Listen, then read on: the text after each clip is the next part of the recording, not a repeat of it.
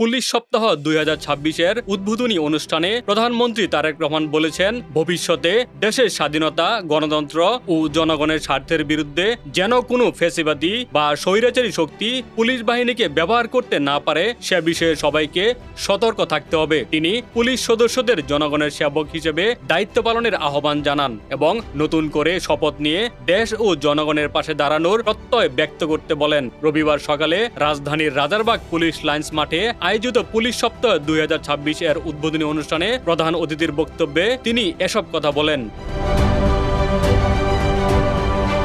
প্রধানমন্ত্রী বলেন, দেশের মানুষের শান্তি, নিরাপত্তা ও জানমালের সুরক্ষা অনেকাংশেই পুলিশের উপর নির্ভরশীল। তাই পুলিশ সদস্যদের নিজেদের সর্বোচ্চ সামর্থ্য দিয়ে জনগণের নিরাপত্তা নিশ্চিত করতে হবে। সরকারের প্রত্যাশা, পুলিশ জনগণের আস্থা ও বিশ্বাস অর্জন করে দায়িত্ব পালন করবে। তিনি বলেন, শুধু স্মরণ করলেই দায়িত্ব শেষ হয় না। বাংলাদেশের স্বাধীনতার জন্য যেসব শহীদ পুলিশ সদস্য জীবন দিয়েছেন, সেই স্বাধীনতা রক্ষা করা আমাদের সবার পবিত্র দায়িত্ব।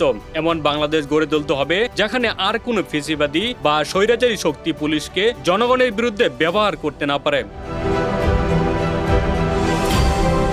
রাজারবাগ পুলিশ লাইন্সের ঐতিহাসিক গুরুত্ব তুলে ধরে প্রধানমন্ত্রী বলেন, 1971 সালের 25শে মার্চ কালরাতে পাকিস্তানি হানাদার বাহিনী অপারেশন সার্চলাইট এর নামে বর্বর হামলা চালিয়ে অসংখ্য ঘুমন্ত পুলিশ সদস্যকে হত্যা করেছিল। তিনি মুক্তিযুদ্ধে শহীদ সব পুলিশ সদস্যদের প্রতি গভীর শ্রদ্ধা জানান। তারেক রহমান বলেন, দীর্ঘ 1.5 দশকেরও বেশি সময় ধরে চলা ফ্যাসিবাদ বিরোধী আন্দোলন এবং 2024 সালের ছাত্র জনতার রক্তক্ষয়ী গণ অভ্যুত্থানের মধ্য দিয়ে দেশে গণতান্ত্রিক সরকার শপথ নিয়েছে। বছরের পর বছর চলা হামলা, মামলা ও নির্যাতনের শিকার মানুষ এখন শান্তি, নিরাপত্তা ও ন্যায় বিচার চায়।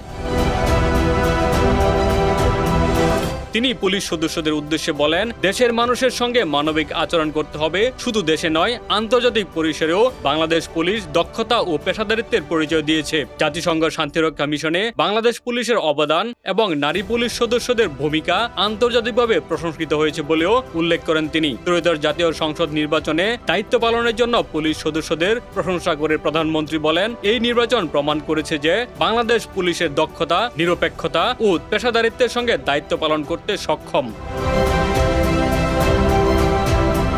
মুক্তিযুদ্ধের ইতিহাস প্রসঙ্গে তিনি বলেন, স্বাধীনতা যুদ্ধের সময় কিছু বিষয় এখনো গবেষণার দাবি রাখে। একদিকে চট্টগ্রামে মেজর জিয়ার উই রিভোল্ট ঘোষণা এবং অন্যদিকে রাজারবাগে পুলিশের মরণপণ প্রতিরোধ স্বাধীনতার লড়াই মানুষকে আরো অনুপ্রাণিত করেছিল। তিনি আরো বলেন, 1971 সালের মার্চে যখন পশ্চিম পাকিস্তান থেকে প্রতিদিন সৈন্য ঢাকায় আনা হচ্ছিল, তখন সব পুলিশ সদস্যকে রাজারবাগে একত্রিত করে রাখার পেছনে তৎকালীন রাজনৈতিক নেতৃত্বের কি কৌশল ছিল সেটি এখনো গবেষণার বিষয় হতে পারে।